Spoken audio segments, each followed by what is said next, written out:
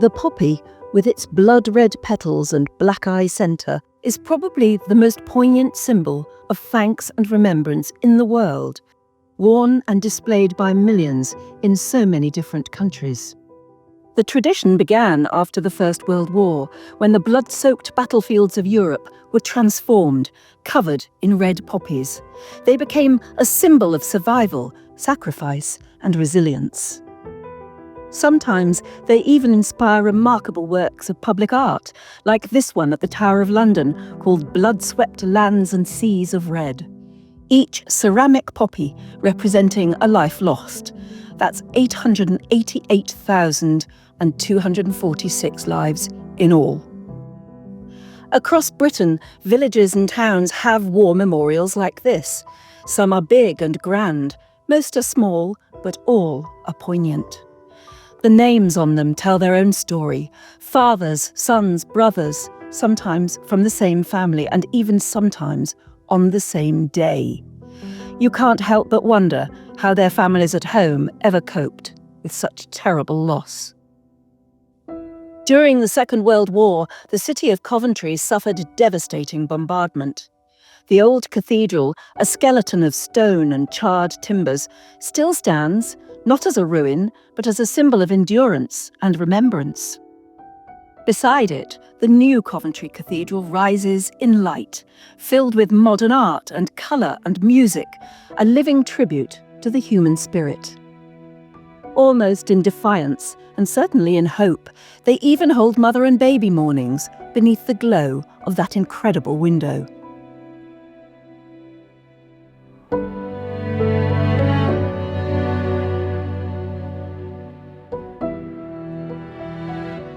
It is truly, truly upsetting for me to stand here in the ruins of what was once a most magnificent cathedral. I was brought up around here, and so even as a little girl I was brought round in school groups, and when you live very near Coventry you feel it, as the people of Coventry still do now, which is why they have left the skeleton of the cathedral standing, and it is awe-inspiring.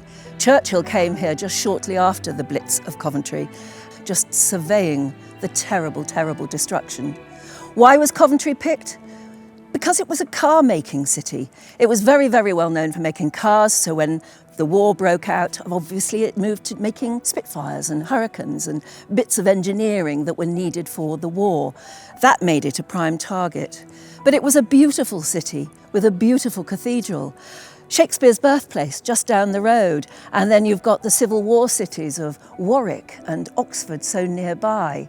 But Coventry was never the same again after that terrible night, 14th of November, 1940. But they've built this fantastic modern cathedral next door as well. So Coventry goes on, but it never forgets.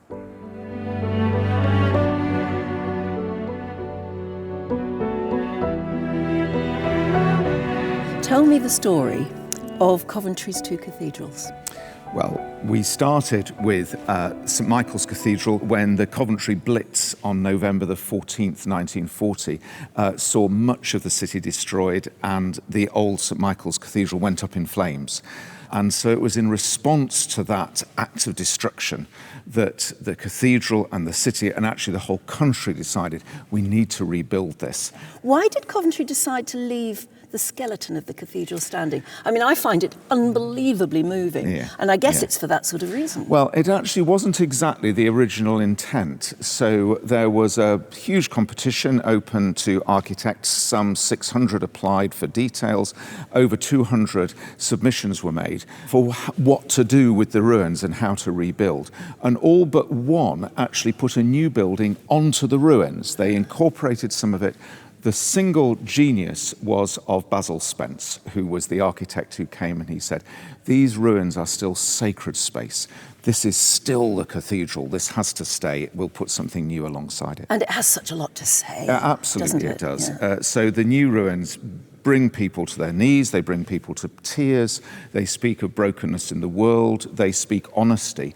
This building speaks of hope. It's a blaze of God's glory. If you go right up to the end of the cathedral and turn round, there are actually 5 more pairs of floor-to-ceiling windows in here, the building is designed to lead you on a journey so that when you get up near the altar, near the tapestry, you turn around and you see that. So everywhere you turn in this building are things that speak to you of the story of Coventry, the story of our faith, of the story of hope breaking into a broken world. Basically what you've got is you've got this journey from the crucifixion of the ruins through to the place where we are now, which is where we celebrate Holy Communion, the memory of Easter, and then on to the future judgment, as it were, the end of the world, the end of all things, with Christ in glory. When the cathedral burnt, the roof burnt, and it was held together by nails, medieval nails. And so when it burnt, the whole of the ground was covered with these nails.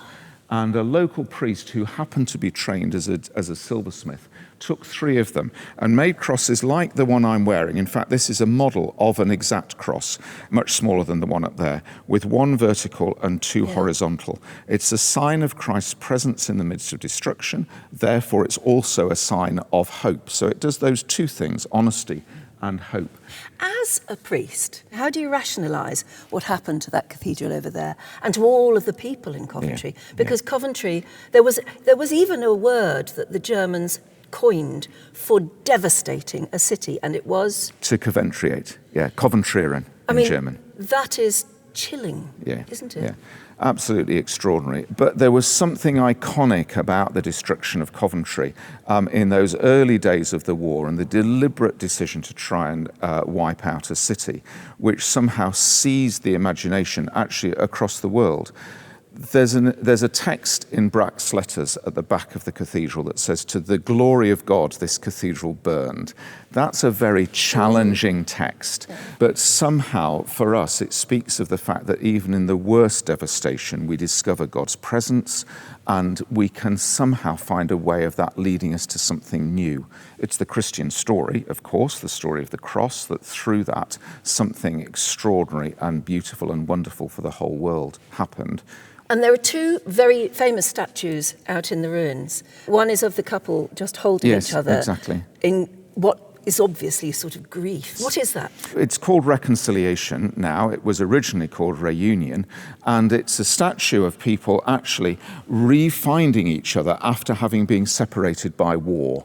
It was originally created for the Peace Museum in Bradford, and then an image of it here, and also presented to Hiroshima. There's another version of it on the site of the former Berlin Wall.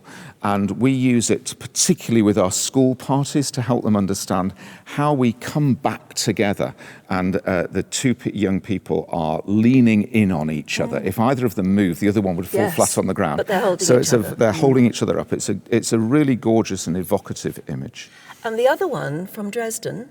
Yes. So that's called the Choir of Survivors, and that was brought here at the cathedral's Golden Jubilee in 2012.